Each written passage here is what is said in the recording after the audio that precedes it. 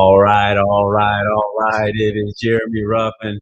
We are on RWR Live 365. I am excited. It is episode 4. We about to explode the door. We got Coach Dix. It is rough talk. I told you, dreams come true. We done, what my grandma say, we done dreamt it, and it is here. Coach Dix from Pine Forest High School is in the building. Remember, RWR Live 365. Download the app. We play on Saturdays from 2 to 3. It's about to be a great show, baby. It is going down. Coach Dix. What's going on? How you doing? Glad to be a part of the show. So excited. This has been in the works for a while, and I'm glad we can finally make it happen. Absolutely. All right, we got our icebreakers, ladies and gentlemen. So we're going to find out a little bit about Coach Dix, what he does. All right, Coach, what is your favorite color? Blue.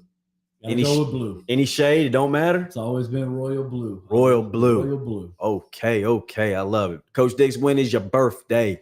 November 18th, 1986. Ooh, okay. Happy 21st birthday coming up this year for you, Coach. Almost doubled.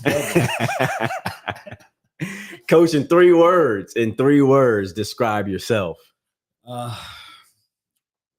Impactful, motivational, and encouraging. I love it. That's that's the three most words that come off the top of my head about what I could say about myself. And I really don't like to talk about myself. So that was just one of those. That's good. Now, if we ask his family, they might give us the other 3 words, but that's okay. We ain't gonna get into that. No, I'm just kidding. I'm just kidding. Ask my wife. There you go. Ask her. See how well that goes. Ask those track girls after they run, after they did them burpees and them sprints. Like, well, I don't know. We like Coach. No, that's awesome. As a kid growing up, when your teacher asks you, well, what do you want to be when you grow up? Well, I want to John. This is what I want. So what was your answer growing up that this was your job that you wanted to be one day when you grew up? Well, I had the same answer everybody has now. I want to be a professional athlete. I got you. But looking back then, it's like, you're blinded because all you got to do is worry about is play sports, go to school, get good grades. Well, once you graduate, priorities change. That's right. So when that happened, it's like, okay, now what am I going to do for real? And always had the idea I was going to be a PE teacher. Well, I didn't get that didn't happen right away. I didn't even go to college right away out of high school. I got into the workforce and just worked there for a while. And then when I was 30 years old, I decided to go back to college. I decided to start college because I had worked in the school district, got my feet wet with coaching. And I was like, you know what, this is what I want to do. So I went and I did online school. So I didn't get the chance to do the on campus. I didn't do online. That's married awesome. With kids. Yeah. Oh, you got it. You got the online stuff before COVID came, baby. You was already ready. COVID was nothing to you. Yes, sir. Love it. Doing the online classes. What is your, I know this is hard for a lot of people to answer this question, but what is your proudest achievement? You've done several things in life, but you can say, man, this right here, this tops it right here. Being a husband and a father. Yeah. Being a husband. My wife and I have been married for 14 years. We've been together since 2007. I was 20, she was 18, and through the ups and downs, we've stayed together, and we got 2 beautiful kids, and that's my proudest achievement. You can take all the accolades and you can take all the degrees and all that, but being a husband and a father to those 3 young ladies, that's my greatest one. You outnumbered, brother. I am. Even the dog's a female. You got no chance, huh? No, I'm the only male in the house. Oh man, I know it's a blessing, man. It is a blessing. I might know the answer to this next one, but where do you find your inspiration? God gives me a lot of inspiration, but I'm gonna piggyback that to my wife because I'll get real with you right now. Before I met my wife, I wasn't looking that way. And when I met her, it changed the whole trajectory of my life. And now she's my inspiration, but I think God is using her to find my path to him. And when I look at her, I look at somebody that's strong, somebody that stayed the course, and it's always been, you know, that vision that now I gotta, I gotta be the man to lead. I gotta be the man of faith. But her and that guidance is just phenomenal. Just it's really helped me grow as a person over the years. It's that teamwork, man. That's phenomenal. And where we're weak, they're strong. Where we're strong, you just balance, man. And you can play off each other. And it's a beautiful thing, man. When just like sports, nobody cares who has the most points. Let's just win. If the kids get to bed at night and everybody's safe and good and fed, and we can look at each other and say it was a successful day. Hey, baby, I don't care who hit the game-winning shot, baby. We won. Let's get up out there, throw them deuces. That's it. See, the problem now is that we got kids. I got a daughter that's 11, and now I sit there and see myself as a teenager, a preteen. All right, out of school, you're right. I don't got to get up early. Oh shoot, I'm gonna stay up all night. I'm gonna do this. And I don't know what you're doing, but now I'm like my parents were. I'm ready to go to sleep. I'm tired. I gotta get up in the morning. That's right. And so it's been a balancing act, because you want to try to keep those same routines during the summer that you have during school, because although it is summer, eventually we're going back to school. Yeah. That's the mouth of a coach, baby. He said, it ain't off season. Ain't no off season, baby. We train a year. That's right. All right, coach. It's Saturday morning. You 6, 7, 8 years old. The TV's getting ready to come on. The cartoons are getting ready to come on. Spider-Man, Power Rangers, stuff we used to grow up. And you got to get some cereal. What you going for? Berries. You didn't even hesitate. Nope. Britt, he said Captain Crunch berries. Oh man! All right. The problem with that one is that you had to, you couldn't go in all aggressive, because it's gonna tear the top of your roof of your mouth up. So, but you gotta let it sit in the milk for a little bit, make it a little soft, and then you go in it. So, but no, Captain Crunch berries. Oh man, I couldn't get into Captain Crunch, man. It was just something about it. The commercials were great. I can't play them on the commercials, but I just didn't get it. So that's gonna make me ask, what was your go-to? Oh, Fruit Loops, man. Fruit Loops, okay. Fruit Loops were mine, and then my dad got me into Golden Grams growing up. Okay, so he had Golden Grams, I had Fruit Loops, and it was all about drinking the cereal at the end. That's it. That's it. Now, a close second was Cinnamon Toast Crunch. Okay. Britt, did you say Cinnamon Toast Crunch? Somebody the other day said Cinnamon Toast Crunch might have been their second. No, I love it. All right, you're on a deserted island, and you get 3 items to bring with you. You're all by yourself on a deserted island. They're giving you a break, man. You just won the state championship in track. I'm putting it out there right now. This is what happened. Pine Forest Eagles, right? Yeah. Instead of going to Disney World, you're gonna go on you going on some vacation on the island. You get 3 things. What are they? All right. So first thing I need is my family. Ooh. Second thing I need is I seen a movie about this one time. We gotta have something that you gotta have your fillet kit, because we're on a deserted island, gotta eat. There you go. And let's say give me a tent, because we gotta be able to get out of the elements. Give me a tent. So we eating? We eating good. We protected. And I'm chilling with my family. Oh man, I don't need nothing else. Oh man, that's a great answer right there, man. You getting you some brownie points today, Coach. Oh, what's this air? Yeah, he said not fast enough, right? Get this thing out there. All right, last question, and then we'll take us a break, and then we'll come back. So, Coach, if and I know you're in the educational, what subject do you wish was taught in every school? All right, this could be just high school, it could be middle school, K through 12. What subject do you think is missing out, or kids could possibly get a little bit more of there in the educational sector? I think it should be, I'm going to say math in a certain way. Okay. Math is being taught at every level, but it's which math is relevant to what we're going to use in the outside world, because not all math is going to be used. Now, I say that to say, okay, you got to learn your addition, subtraction, division, multiplication, all that good stuff. But as you get older, your math needs to go into more of a financial type deal. Because I feel like we have to prepare our children and our kids for outside world. Not everybody's gonna need the trig or things like that we're trying to do. There's just some common sense maths that we need to learn before we get out here, so that way we understand what we're getting into. Because you know as well as I do, if you're not educated, you're going to fall victim to somebody who's taking advantage of you in certain realms. That's right. And I think that, you do your basic growing up, but once we get to the high school, we got to be more real. Because I think it's layered too much. We gotta That's good. We gotta understand. That's good. You got a thumbs up from Britt back there. She's thinking, yeah, man, does some financial advising as well. So she's definitely on board with that.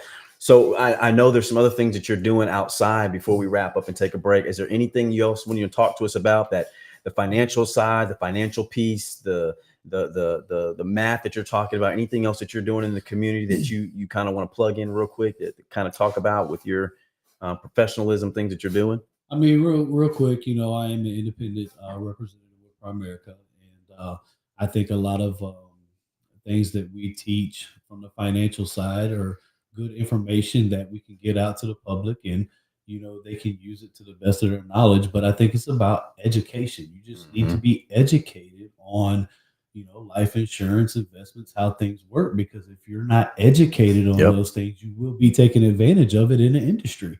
And I think a lot of people that they say they need it, but the thing is, you got to ask questions. You got to have those conversations. You can't just have somebody say, "Hey, well, you need this X, Y, Z." Well, why do I need it? And if I need it, okay, what's the fine print? What's the caveat behind it? Is it going to be good years down the road? I mean, those are all questions that our consumers need to ask, because there's nothing more demoralizing than finding out later that it really wasn't what it was when you were sitting at the kitchen table. So I think ask questions. That's good. Just educate. Because if you ask the questions, they got to answer. And I know I speak to a lot of young people and a lot of adults, and they're scared to ask questions sometimes because we don't know the answers, and it makes us look like listen, bro, sometimes you just don't know what you don't know. And the right question can put you on a path that can take you certain places, man, that can change your life, generational wealth. And so that's what we love and we're all about. Shout out to Jeff Hudson, baby. Isn't that right? Big Jeff with Primerica. He's helped me so much with some different things. So Mr. and Mrs. Hudson, y'all are good people. All right, we're enjoying it. Coach Diggs is about to break some things down to us. He got us a special guest that's going to come in. So we're going to take a quick break, and then we about to talk about some good stuff. I don't know if any of y'all heard of Fort Lauderdale, but we got somebody in the building from Fort Lauderdale. Down where St. Thomas is. This is St. Thomas Aquinas down there, and all the boys and just all the athletes where it's warm down there all the time. So we remember RWR Live Ruffin.com. We'll have it there on my YouTube page, Jeremy Ruffin on Facebook and Instagram. You don't want to miss what's coming up. It's going to be great. Take us out, Brett.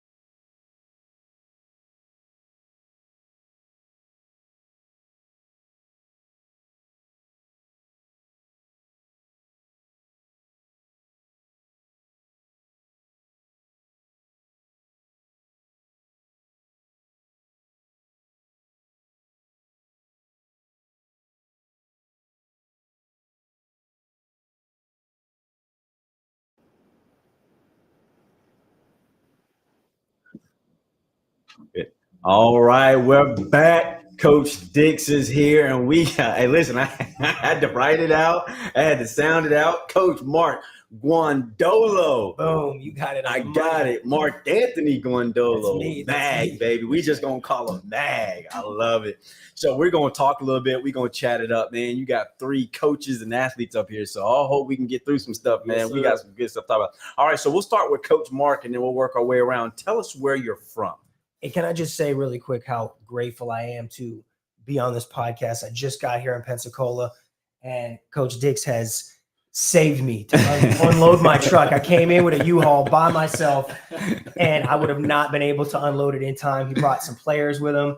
So the welcome has been incredible. So I'm super thankful. And bless you guys. Yeah. Well, thank you for what you're doing, man. Yeah. The impact you're going to make in the community and the kids' lives, man, and what you're going to do, it's needed. So, hey, listen, at anything that we can ever do, we're here to serve. And we don't just say that, man. Like, I hope you can see the hospitality. This is what we do. 100%. And we love it. And Britain, whatever we can do, man, we're here. So, Coach, tell us where you're from, man. So born and raised in Hollywood, Florida, Miramar, Florida. It's kind of near Fort Lauderdale area, just north of Miami. Okay. Yeah. That's awesome. Coach from Pensacola, Florida. Okay. 850. Anywhere you go, tell them we stand up, baby. Now, I was here when it was 904. Oh, wow. That's back when I was born. Really? Yes. We used to be 904, and then I think like when I was like 5 or 6 years old, they changed it to 850. 904 stayed in Jacksonville area. Really? I didn't know that. I learned something new today. You know what? I might have heard somebody say that. I don't know. It shows you my age. And people watching like a little young whippersnapper. He doesn't know anything. Yeah. All right. So tell us what you do now. All right. So just kind of come around and tell us where you're from. High school did you go to? And then tell us what you do now. Okay. So I went to Chaminade Madonna High School in Hollywood, Florida. Okay. They're a big time athletic program now, but I think that meaning the teams that I was on and my father specifically put them on the map and started that winning tradition over there. So I'm super thankful to be a part of that. And then I've been a coach and a teacher for over 10 years, strength coach at Bryant University and Kaiser University for a year apiece, worked at a small Christian academy for some time, and then some opportunities opened up in the public sector, and I dove in. And so I worked at Boyd Anderson High School for 3 years, as the athletic director. I taught PE and biology, and then this awesome opportunity happened here in Escambia County. And I came up for an interview, and it went super well. And I was like, this is the place for me to be. Yeah. I don't know. I just met the guy, man. He's coming in. Like, let me show you the dedication on the scooter. Is outside, baby. I lost my car. He is ready to roll. 1 week and a half before I got here, we had a flood in Dania Beach where I was living at the time. Right before I got up here, and my car got flooded. Ooh. And so I had to crawl out of my car in the middle of a storm, pushing out of a giant lake. Wow. So thankfully, I didn't have to tow it up here, but I left it down there, and the insurance is going to take care of it, thankfully. Oh, good. So I'm going to buy something up here or get a lease or something, but I need to be looking for. So I'm driving the scooter around right now. Oh, man. Hey, listen, I'm like, this is dedication. The Joker done drove a scooter from Fort Lauderdale, baby. Like, Pine Forest, y'all got y'all a dude, man. Like, I love it, man. Well, anything we can do. There's tons of people here, man. Support. I know Coach is here, but we'll definitely be here to help you out. All right, Coach, what school did you go to? What you repping? How did things come up growing up? All right, so I actually split high school. Okay. Spent 2 years at Pine Forest and then 2 years at Escambia. Actually graduated from Escambia in 2005. Okay. However, it's kind of like when you go to, Pine Forest was a first love. That's where I went to as a freshman. So, I've worked in the past at Escambia, and then I worked at PHS as a coach. But I've really found my home at Pine Forest, and walking the hallways that I actually got to walk as a freshman and things like that. Those really bring back those good memories. And, I'm at home there. But, my journey to education was a long one because out of high school, I came, I was in a trade. I was putting home alarms in, business alarms, camera systems, access controls. I got to travel all over the place with the company that I was working for, local company, Panhandle Alarm, really took care of me as I was coming up. And, I got to see a lot of the United States through them, and it was real fun, and I got to learn well.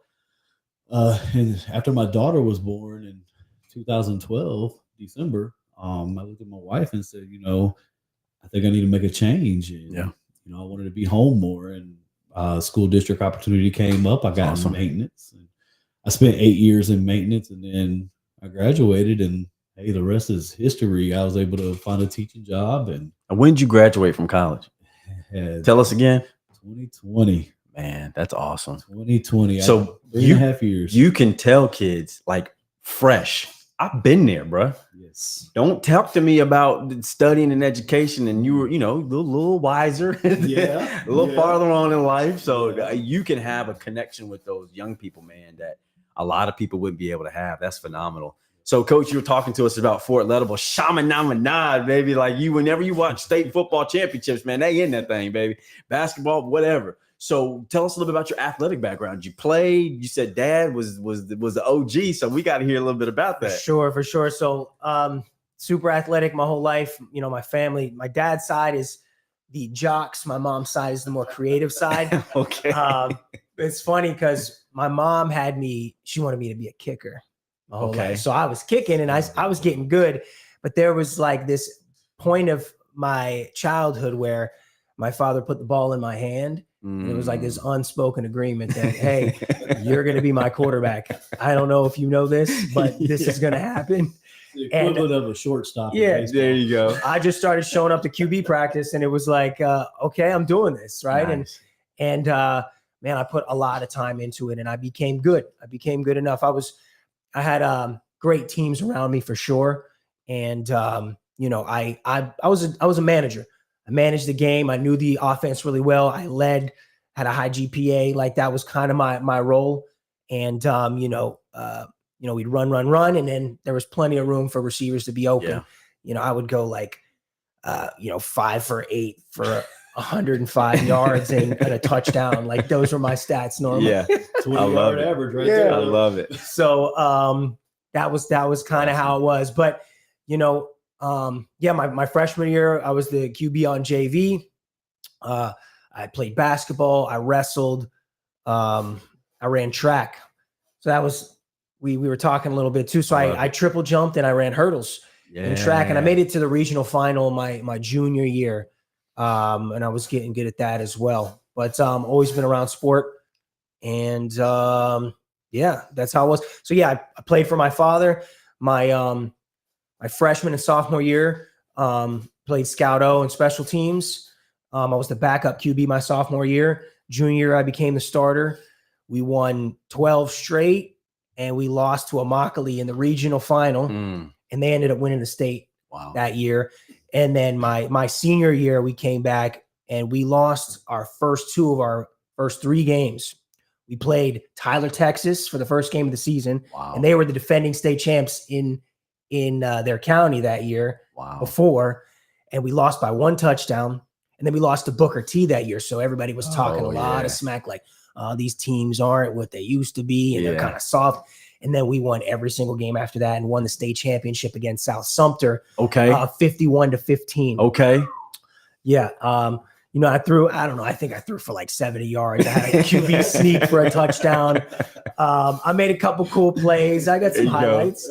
But we had amazing running backs, Willie Floyd, Xavier Stinson.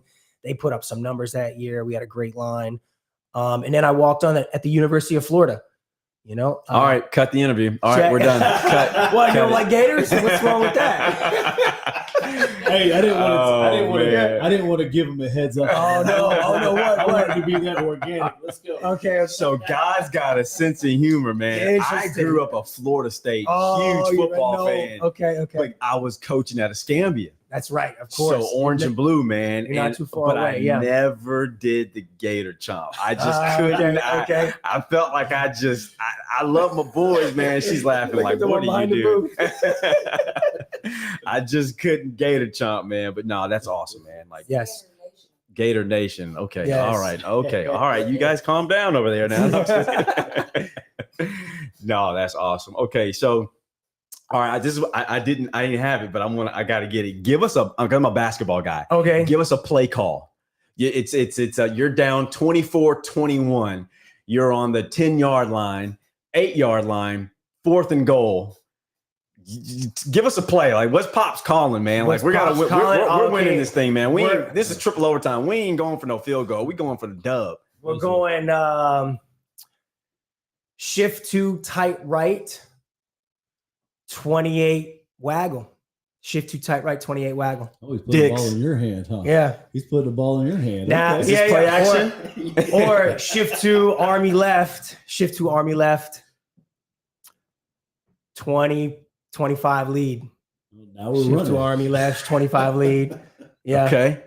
Yeah. So what it sounds like here is, Coach, on the first play is basically a waggle. It's kind of like a play action pass, correct? Correct. I got some choices. You're going to do hard run action, Yeah. hoping that you get the defense to follow. And Exactly. And now you're going to. I can hit the flat, or I can run it. Yeah. So the thing, obviously, I'm not the tallest guy in the group, so I always felt a lot more comfortable getting outside the tackles I could see. Yeah. So that makes was sense. Yeah. So the Drew Brees effect, that's a real thing. Oh huh? yeah, for sure. Oh man. Listen, I've played basketball my entire life. I didn't get my dog till about middle school. Yeah. So I remember playing little league football. Brent Raiders down, set, and I remember, and I was a little chubbier when I was younger. And them jokers just ran me over. I like, yep, nope, I'm done. DONE. So I respect football players, but whenever I've coached basketball, football players always say this. I don't know if I've ever told you this, Coach. There's 2 things we don't want why we don't want to play basketball. Y'all run too much. Y'all get hit with no pads. And then the third thing they used to blow my mind is, in football, we got a helmet and we got pads, and nobody knows who we are sometimes because you know them by a number. And basketball, if you mess up, exposed, everybody's right there. Very and I'm true. telling you, there's football players who wouldn't come out. They're like, Coach, everybody's staring at us. Well, by the same token, you saying that, ask a football player why they don't run track. Oh, yeah. Same concept, huh? Same concept, because guess what? You're in 8 lanes. Yeah. They know who you are. They know who you are. Yeah.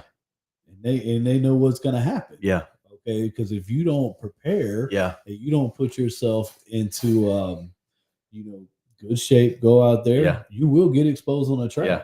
And a lot of them are not ready for that, because in football, we got 10 other guys on the field. Yeah. It's a little easier to hide. Yeah. Still, you could get exposed, but it's a little easier to hide. Yeah. So I got to ask the $1 million question, man. Like, all right, because everybody always talks about it. I'm always watching these podcasts, and Shannon Sharp get on there, Stephen A. What's the hardest position in football? You want to go first? I'll let you go first. Man, I feel like I'm going with DB. That comes off of mine, being a defensive back. Yeah. Trying to go up against these wildly talented athletes, super tall. They're as fast as you, and you're usually a little bit shorter sometimes. Yeah. So DB, yeah. Great answer from an offensive guy. Great answer.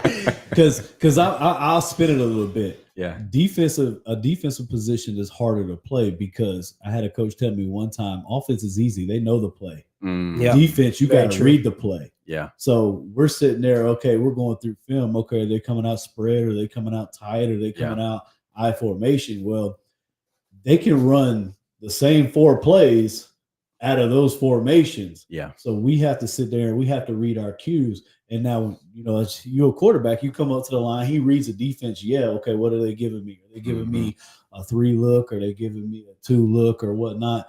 Whereas defense, we're sitting here having to read it. Well, he's got the snap. Yeah. He can come up quick and we're not done reading. So we got to be boom, boom, boom. So I would say I would go along with the defense, anywhere else defense, especially DBs, linebackers. Now, DBs, generally, they get involved in the run game, but mostly they're in the pass game. Well, now you got a linebacker that's got running responsibilities and pass drop responsibilities. Yeah. So, I played linebacker, so I would say linebackers one of the hardest. That was going to be my second. I would agree. The amount of force and toll on the body for sure, because that the line, they're close enough. They're hitting every play, but full speed, midfield, that backer, running back, you guys are taking some blows. So it's a lot harder on the body for sure. Gotcha. Gary Coward would love those answers, Yes. baby. Defensive Hey, side of stuff, baby. Hey, Defensive side. Shout out to Gary Coward. Old Coach Coward. So I always used to think I say DB because I'm a point guard, so I could look at a DB and say, "Bro, that's tough." It's like defending somebody, man. I'm defending Kyrie Irving with a ball in his hands. I just got to turn him a couple times. I just need to stay in front of him and contend him. Good luck, right? Yeah. But I always thought it's got to be tough being an offensive lineman running a spread offense, man, because that play happens. You got to sprint to the line, and you're bigger than everybody else, man. And you got to be able to hold your position. And defense, the DNs is coming at you. Micah Parsons, bro, I don't know about them old line, man. That's tough, man. Listen, shout out to old line because they get tough. They gotta go through a lot of summer training. Yeah, man. And, be able to do that. But if you know that's what kind of offense you're going, you train those kids to do that. Yeah. And when it gets into the game, hey, let's go. Let's go. I mean, awesome. Our summers here are hot. So if you can get through the summers here, that game on Friday night ain't nothing. It ain't nothing. No, that's good. That's good. Hey, we're gonna take a quick break. We're gonna come right back. We're gonna jump in with these guys. We're gonna give them they're gonna give us some tips, some things. Talk to us a little bit about what they're doing in their sports, specific sports, and then we're gonna talk about how can they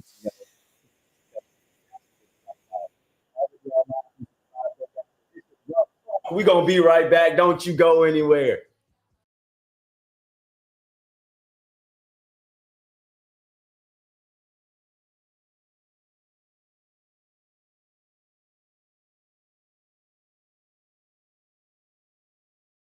This has been good. I think it's been good, huh?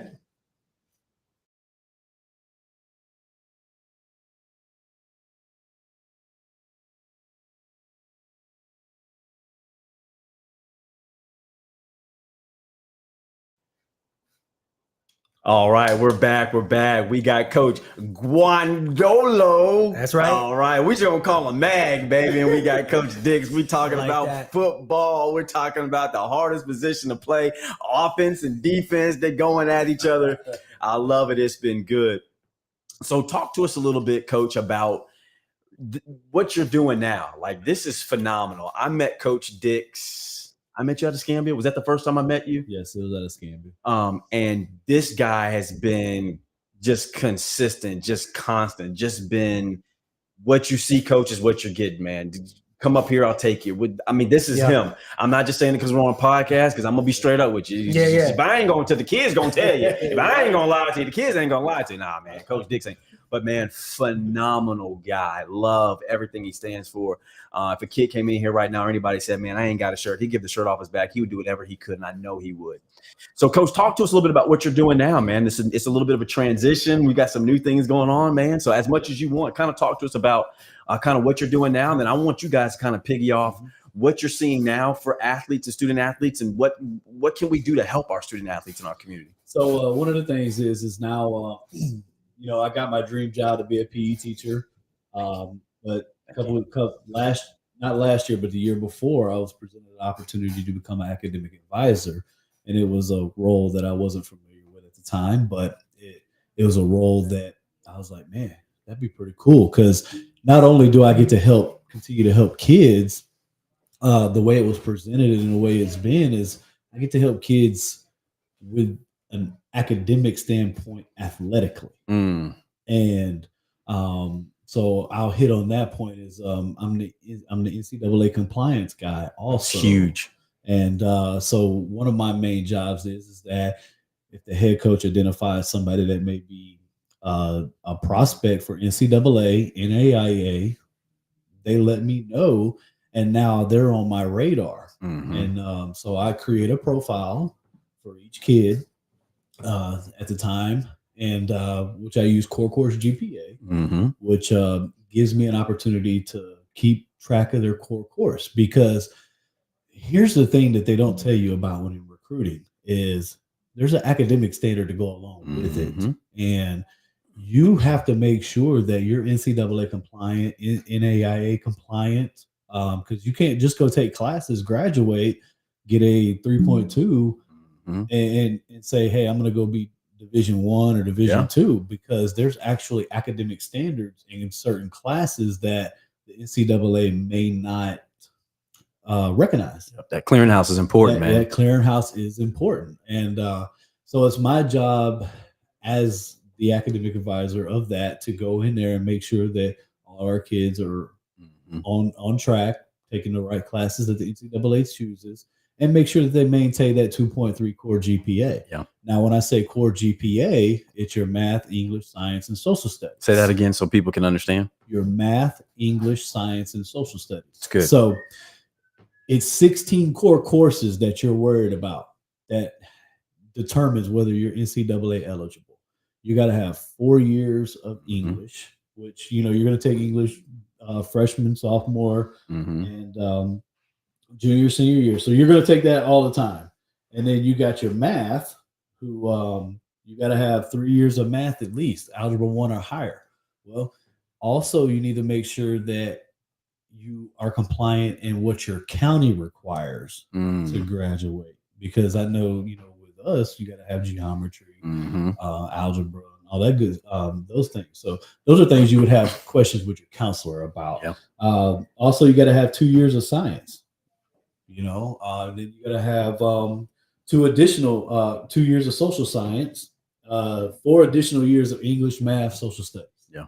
So it's a lot to make sure you have. It's just not about going to class every day. And, so I want to tell parents is make sure you have those conversations with your student. Make sure you have those conversations with the counselor and make sure that you're on the right path to be compliant. Yeah. And biggest thing is 2.3 for Division 1. Now 2.0 for Division 2. And then Division 3 is a little bit different. Division 3 is all academic. So they don't actually give out athletic scholarships.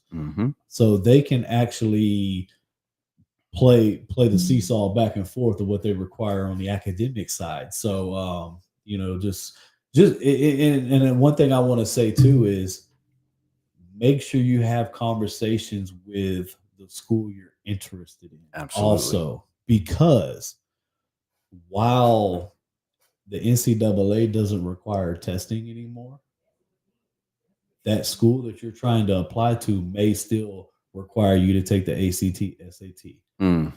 So I think it's very important that when you start narrowing down your schools, that I got to have conversations with my academic advisor at the college, or have conversations with the coaches. Okay, academically, what do I need? Because there's nothing more frustrating than having these conversations from now they're talking to people now they're getting offers freshman, sophomore year. Well, there's a lot of questions that don't get asked. And there's nothing more frustrating than your senior year finding out, well, I need this. Well, you didn't tell me. No, the questions were not asked. You got to have somebody in your corner to make sure that you're asking these questions. That is what I've seen as a motivational speaker now when I was coaching in college and playing and then trying to help kids get into college, is they don't know what questions to ask. And I hate to say the phrase, you don't know what you don't know. And that's why you guys are so important, because you're going to them and saying, hey, have you done X, Y, Z? I've helped a lot of kids who didn't even know there was a clearinghouse. I'm like, bro, like how are you going to go to, have you researched these things? Now, NAIA is not as hard as getting into the NCAA. That clearinghouse is completely different. But then you start talking about the levels. Kids, parents don't know there's a Division 1 and Division 2. And shoot, a lot of times there ain't much difference between a Division 2 athlete and an NAIA Division 1. Listen, man, some of the best athletes I've ever seen in my life went to NAIA colleges. Some of the best basketball players I've ever seen. So the people get thrown off by the level. Brainwashed. Man, I'm telling you, it is. You need to go where you could play, man. Yeah, and man. Where are you going to get the best deal? Yeah. The thing that I want to add to that, is that financial conversation. We were kind of talking about it today, but a lot of kids are getting hoodwinked, unfortunately, and it's a shame. There's these small schools, and if you look at the tuition, if it's $30,000, $40,000, $50,000 a year to go there, these schools will tell you, hey, you can play sports here. We'll put you on scholarship too, but the scholarship's only $3,000, $5,000, maybe 10 grand if you're real good, but you're still coming out of pocket $15,000, $20,000, $30,000 a year. Yeah. I would never let my own children. Lord willing, I have a lot of children. Someday I wouldn't let them do it. So I tell these kids, like, you need to sit down. You need to think about, hey, it's going to cost me $100,000 to get my undergraduate degree. What is the monthly payment for $100,000 loan for the next 20 years of my life? And are you willing to pay that? Are you going to be able to pay that? Especially with that degree and the baseline salary that you make doing the profession that you think that you are going to want to do. And you know, you're going to have to live somewhere. You're going to have a car payment. You're going to have bills on top of this loan. You really need to have that conversation. And I think a lot of parents, they get caught up in being able to say to their relatives or their friends and family, like, oh, my son, he plays football at so-and-so and he's on scholarship. But little do they know, oh yeah, the scholarship's only $10K and it costs 30 or 40 G's to go there. And so I'm very real with them, you know, and it's a hard conversation to have because everybody's got their heads in the clouds sometimes. But gotta crunch the numbers. And you know, what's funny is, like, when you're talking on the basketball sector, I don't know as much football wise, but you got junior colleges. And JUCO is not what it used to be. If you're a full qualifier, you're only there for a year. You know, now if you're not a full qualifier or automatic qualifier, you got to go for 2. But I mean, you're saving yourself some money, man. Go in. What I want to make sure a lot of people understand is, I hope you got what Coach Dick said. When you go Division III, it's not an athletic scholarship.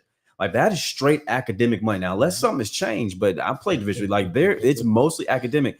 You got to go where they want you, where you fit, and where financially you can graduate. A degree is a degree is a degree. So I'm going to touch base on that because football, I've kind of separated myself from those talks ever since I got out of coaching football, and focus more on what I do coaching now with girls track.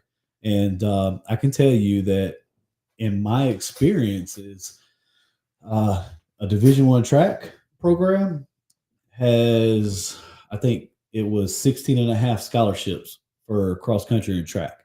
So at a 16 and a half scholarships, they may want to have 25 to 30 athletes on the team.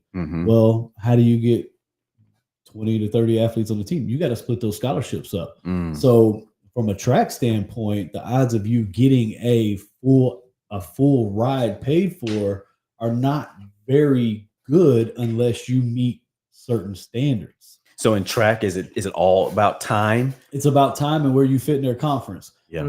Track coaches in the NCAA get hired and fired by winning conference, and they have to put a good product on conference. And if you're not, the odds of you getting that full ride are not very good if you are not winning conference in multiple events. Now, I say that to say this. It's very important that you pay attention to your grades because those scholarships can stack with academic scholarships. Because I'm going to tell you, a full ride in me is a full ride. I don't care how you stack it. You're going to give it to me academically, athletically, or both. If a full ride's a full ride. If I don't have to come out of my pocket, we're doing that. Huge, man. And I will say this from the track side. The 3 years that I've been at Pine Forest, we've signed a lot of female athletes.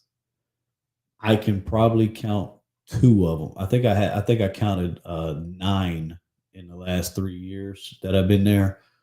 I can count 2 of them that didn't have a full ride, however you put it. That they had to come out of pocket, and when they came out of pocket, it was probably $2,500. Because one of the things that I'm very particular with is I want to make sure my girls, when they go, they're set and they don't have a lot of debt when they graduate, because I want them to worry about starting their career and not worry about being drowned in educational debt, like Coach was saying.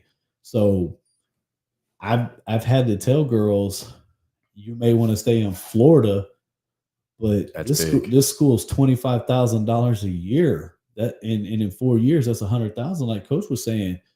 Or you can go to this school, and they're going to pay for it because the academics, the tuition is not as much, but also they're stacking it. They're giving you more money than that school. So we always have those talks before we make decisions. We don't offer chase. We're going to find out what fits our student athletes best and what fits them financially and athletically. It's more too than just going to be an athlete, because eventually the athletics are over. Say that one more time. Eventually the athletics end. Well, hold on. It's over. Brett, check my my headphones going out. Say that one more time, Coach. Eventually your athletic career will end. Yes. And the thing is that we don't know when it will end. Yes. But it's going to end. I'm sorry. The old phrase was, when I was playing football, is the ball will deflate. Yeah. And one day we're going to have to find what our niche is in our career. Yeah. And we're going to have to move past it. Yeah. And so, I want to set our girls up to where they are able to go in the career field without a worry. Because, ladies and gentlemen, I don't know if you caught everything that Coach Dix just said, but we're going to have to replay that thing a few times, because you have a man who, you have two coaches at Pine Forest High School. And I got no dog in the fight. I want them to love people that are doing what's best for the student athlete. And too many people chase offers for pride. And you're just saying it. Put your pride aside. Listen to your coach, who's going to get you in a phenomenal situation to be able to not just can run track and continue, which we want, but what do you do after that? And that's phenomenal, Coach. What can people in the community do to help or to support you, to support your girls? Like what can they do to get behind? Because y'all are very successful. We are very successful, but it's a shout out to Coach Brian. Oh man, big shout out to Coach Brian. The last GOAT coach, 16 years ago, he's done a lot of work with Pine Forest and then Woodham previously before that. And it's just the culture that he built. And that I will say this, that it takes a lot of time, a lot of resources to build what he's built and to maintain it. And I think one of the biggest things is that, and this has been my vision, I want to get in the community more with our girls, and I want them to see and explore different opportunities. I pretty much got our whole schedule done. So, biggest thing we need help with is just, resources.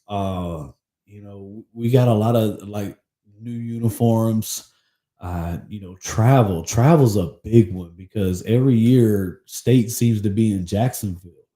Is that hotel expenses, rental vans expenses, or food. It's just so many small expenses that end up being the big expenses. And not to mention that we want to look good. Yeah. I mean, we got to have warm ups. When we travel, I want to be able to, if we got to go practice, I want to be able to put on some shorts and a shirt to represent our school, because at the end of the day, we're representing our school. Yeah. And, it's just small things like that. A lot of our kids don't have the proper footwear. Mm-hmm. So I've partnered with people in the community to try to get that, because I think it's very important that in a running sport, we can't come out there with J's on. They flat. That's not foot support. And, we got to make sure we have the proper footwear. Got to make sure we have the proper spikes. And it's just a lot of things that our kids, may not be able to get, but with the help through the community, we can get the things that we need to be successful. It's phenomenal. And and that's something that we're blessed with, is to be able to have great connections and partnerships and resources. So I'm gonna be mad, coaches, if y'all don't call me and say, Coach, this is what our churn need. And I know there's people in our community who would definitely jump in. Man, we got to get y'all back on. This time is gone way too fast. All right, so here's what I always ask at the end: a couple of questions about success. And Coach, I'll start with you. Sure. How do you become and remain successful? A lot of people want to become successful, but I'm not just about becoming. I need you to be able to have some retention. I need you to be able to retain that thing over time. How do you become and how do you remain successful? I think you become successful by being honest and tactful and upfront with people. And I think you also need to, you got to work hard. There's a time that you need to put into something particular to see some results and to also see it through and to see it evolve. You know, when you approach something initially, it doesn't always look the same as time goes on.